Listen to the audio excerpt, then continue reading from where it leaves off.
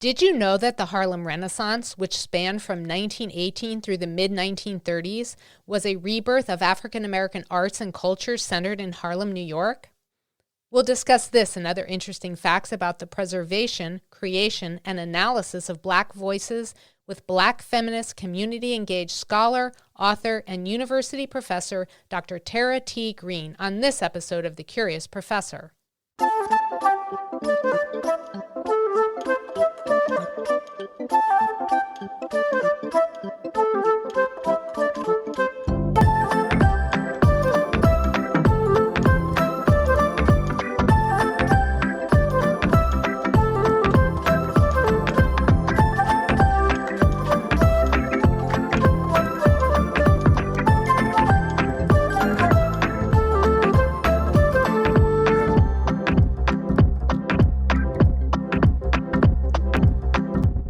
Hi everyone, I'm Dr. B. Welcome to the Curious Professor podcast, where I take listeners on a journey of discovery to explore the people, places, artifacts, and natural wonders that spark my curiosity.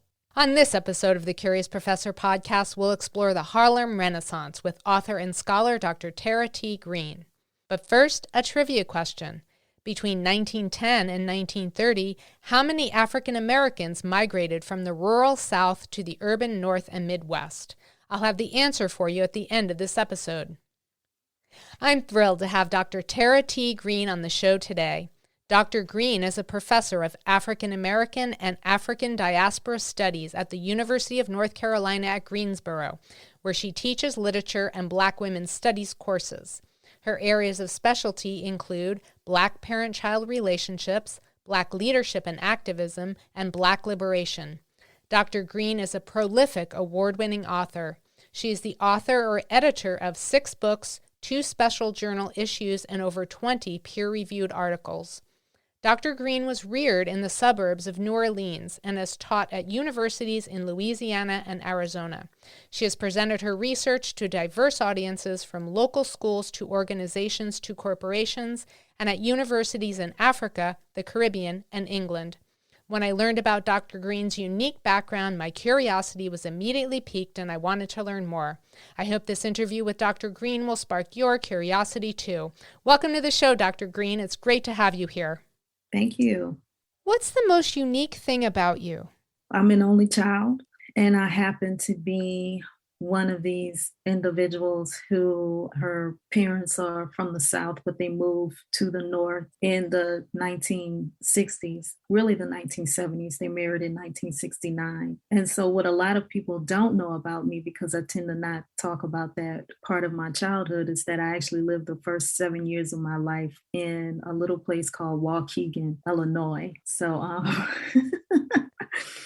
So that may not be the most unique thing about me, but it's something that people tend to not associate me with that area. Yeah, I went to Bradley University, which was in Peoria, Illinois, so I'm familiar with Illinois. Mm-hmm. On your website, you state that your Black Southern family immersed you in a culture of storytelling as a condition of your birth, and that your family inspired you to study the lives of Black folks through literature. Can you tell us more about your early influences and how they've impacted your work? Really, my mother would tell me stories about her childhood growing up in rural North Louisiana. It was a segregated place and they were quite poor. And so I also had somewhat of an appreciation for not only that culture, and this would happen more so as I got older, but not only that culture, but I was fascinated by those stories, even though it was part of her childhood that she didn't particularly care for because the children had to work in fields, as many poor people had to do in rural areas. My uncle was a part of that. So even now, he's in his 80s.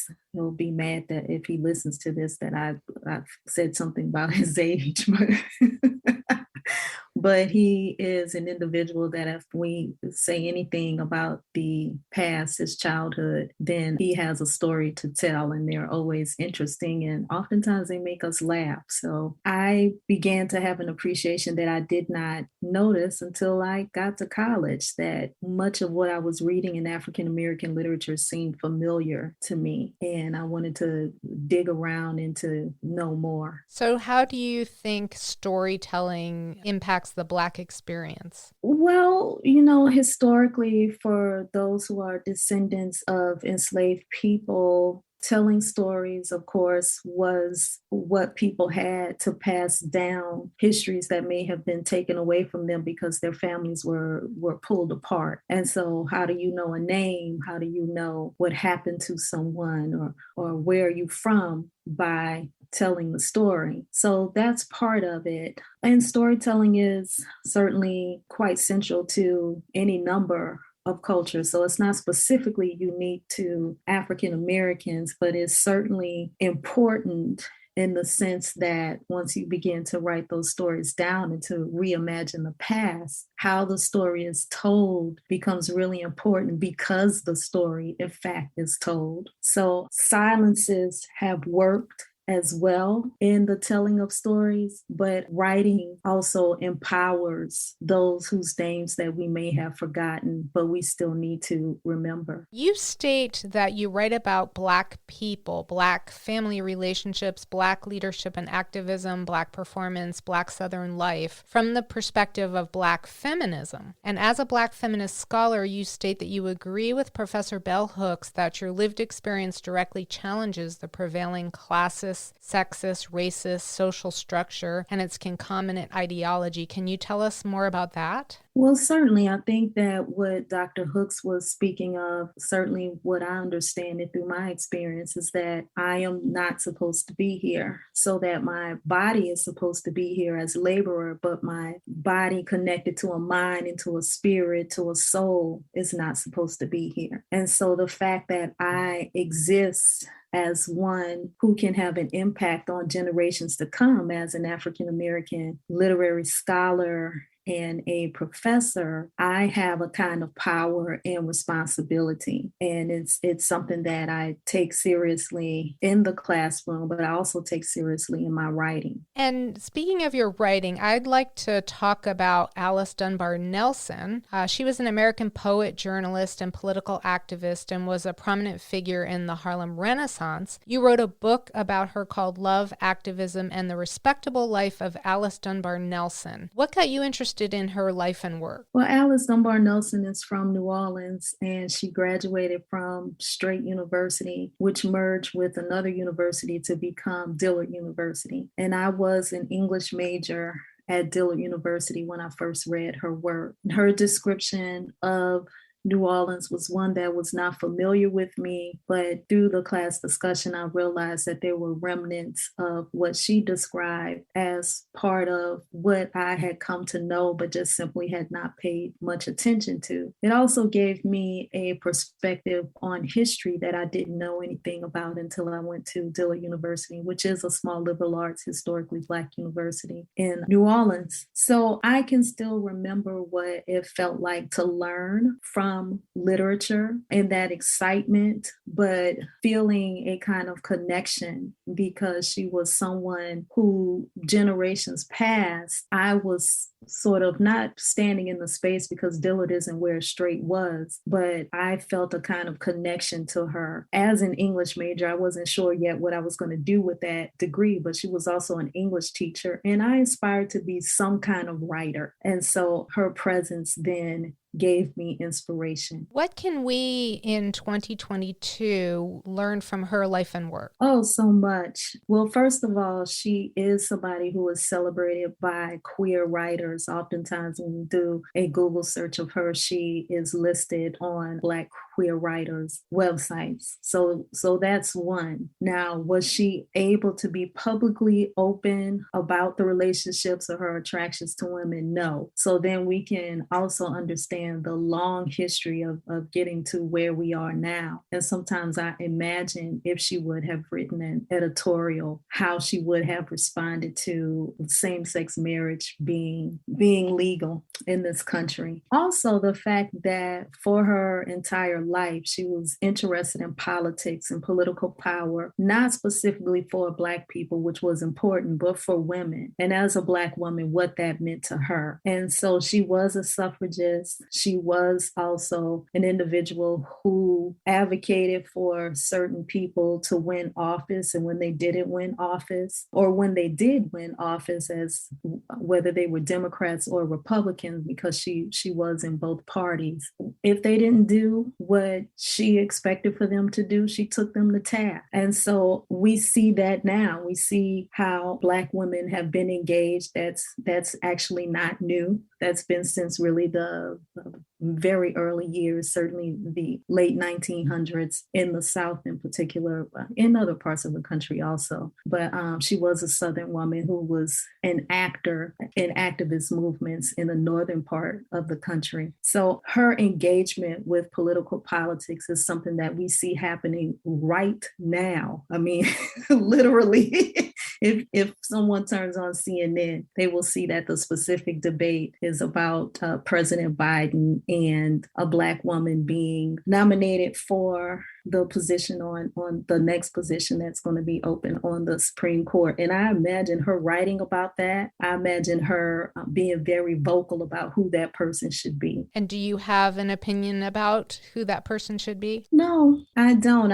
I've been watching. I'm interested in some of the debates that are taking place and some of the information that's coming out about those individual women. But what I am confident about is that whoever gets it will be somebody who is highly qualified and experienced for that position. There's no doubt in my mind about that. So the Harlem Renaissance is considered to have been a rebirth of African American arts in the 1920s and 30s. Yet some would argue that the Harlem Renaissance never ended, but it has continued to be an important cultural force in the U.S. What do you think? Well, for Alice Dunbar Nelson, when she enters that space, she has already been a writer, a published writer who is highly influenced by Victorian morals and values. So she's older and she is engaging as the Harlem Renaissance unfolds, where we are beginning to see Black people on the stage more and writing plays. The technology that exists for films, so Oscar Michaud's films become popular, and she's writing about all of that and she's excited about it. Would I say that the Harlem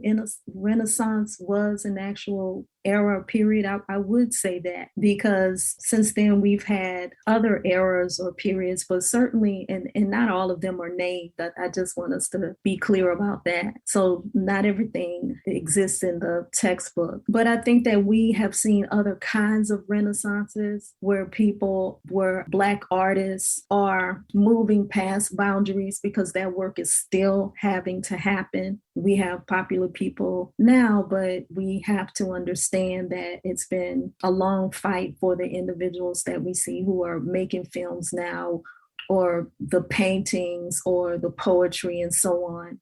And so she was able to capture a particular moment. And we have many people who capture that moments through podcasts like this one, blogs, and certainly we still have editorials that exist in papers. So she was an early part of that, and we have been able to see some changes along the way. Your book, A Fatherless Child, Autobiographical Perspectives of African American Men, focuses on the impact fatherlessness has on prominent men like Barack Obama, Langston Hughes, Malcolm X, and Richard Wright. Can you tell us more about that work? Yeah, the opening line of that book is actually a quote from one of my cousins. And so that was a book that really it attempts to capture a voice of Black men. It was inspired by Black men that I knew who all seemed to have something in common, which was that their father just wasn't around for any number of reasons. With Malcolm X, of course, his father was killed. It may have been divorce or something to that effect. With Barack Obama, of course, his father moves back to Africa, to Kenya, specifically. So in their memoirs, they capture what it meant to have these estranged relationships with their fathers for whatever relationships that they had with their fathers. And I wanted to capture that because normally within African American literary studies, we would talk about the mother and child relationship. So you blame the parent that's around. But what happens if there's a parent who, for whatever reasons, either chooses to not be around or they can't be around? So I wanted to do that work. You also have a book called See Me Naked, Black Women Defining Pleasure During the Interwar Era. Can you tell us more about that book? Yes. In fact, I just received my author's copies today, a couple of hours ago. That's exciting. Yay. Yes, it is.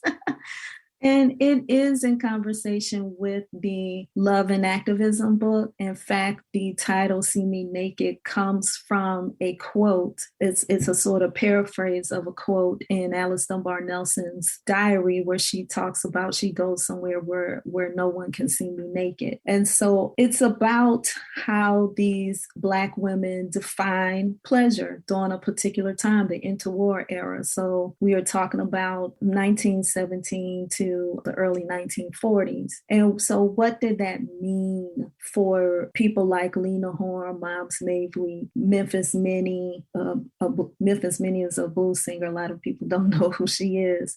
And also the daughter of W.E.B. Du Bois, Yolanda Du Bois. So these were public figures that people knew. And I was interested in how they tapped into pleasure, how they defined that for themselves in such a way that it was perhaps in defiance and definitely in resistance to what society may have wanted them to be as women. And I learned so much. I just had gotten to the point where I had been writing for 10 years about Alice Dunbar Nelson, who had been a woman who gave so much gave so much of herself to uplifting the race. So the community and the race was really important to her. What if the community and the race was something that was second to women? What did that look like? And so that's why I wrote that sort of companion piece or part 2. I noticed that you did a presentation for high school students called Drawing Inspiration from Black Leaders. What Black leaders do you find most inspirational? Well, at the time I did that presentation, I can't remember. I've done so many presentations that may have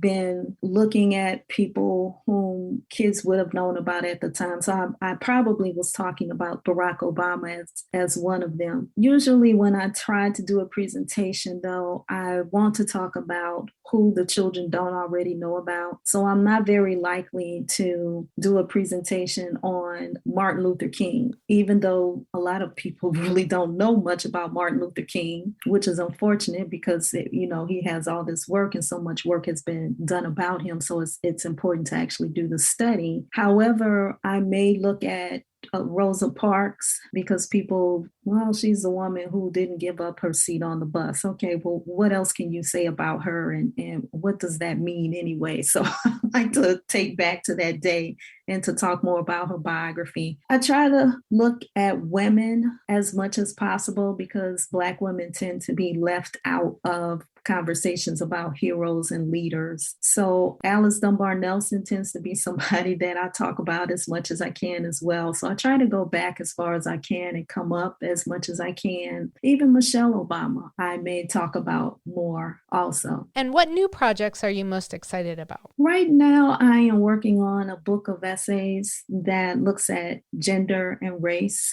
I think that there's much to pull from, so I've been taking notes. I haven't been writing as much. I've been taking notes and thinking through it and reading and processing because the past 5 or 6 years have been interesting times times, politically as well as socially, because of COVID. And so as we are now in perhaps another era, I'm not even sure what I would call it, but it'll certainly reflect on some of what has taken place over the past few years. Is there anything else you'd like to tell us about you or your work? The only thing that I would say is I hope that people will look at the work that I've done and find it interesting. I try to engage as much as possible with looking and thinking about history as something that didn't just happen then or that it's in the past, but it is still present with us today and that it has an effect on us in the future. So I hope that people will check it out and that they'll enjoy it. And where can listeners find out more about you? My website is www.drtaratgreen, that's DrTaratGreen.com. It was great to have you on the show, Dr. Green. Thank you so much for being a guest on the Curious Professor podcast. Thank you. And now for the answer to this episode's trivia question. Between 1910 and 1930, how many African Americans migrated from the rural South to the urban North and Midwest? During the Great Migration from 1910 to 1930, about 1.6 million African Americans relocated from the rural South to the urban North and Midwest to seek employment.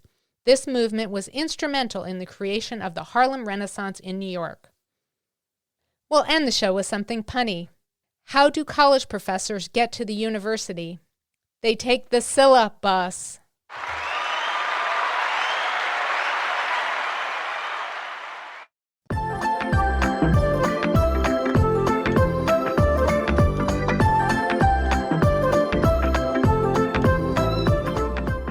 Thank you for joining me for this episode of the Curious Professor podcast. If there's a person, place, artifact, or natural wonder that has sparked your curiosity and you'd like for me to feature it on the show, please let me know. My website is thecuriousprofessorpodcast.com. If you enjoyed the show, be sure to subscribe to the Curious Professor podcast wherever you listen to podcasts. And if you'd like to become part of my community of curiosity seekers, be sure to visit my website, thecuriousprofessorpodcast.com, and join Dr. B's Hive. Until next time, always be learning and be curious with Dr. B.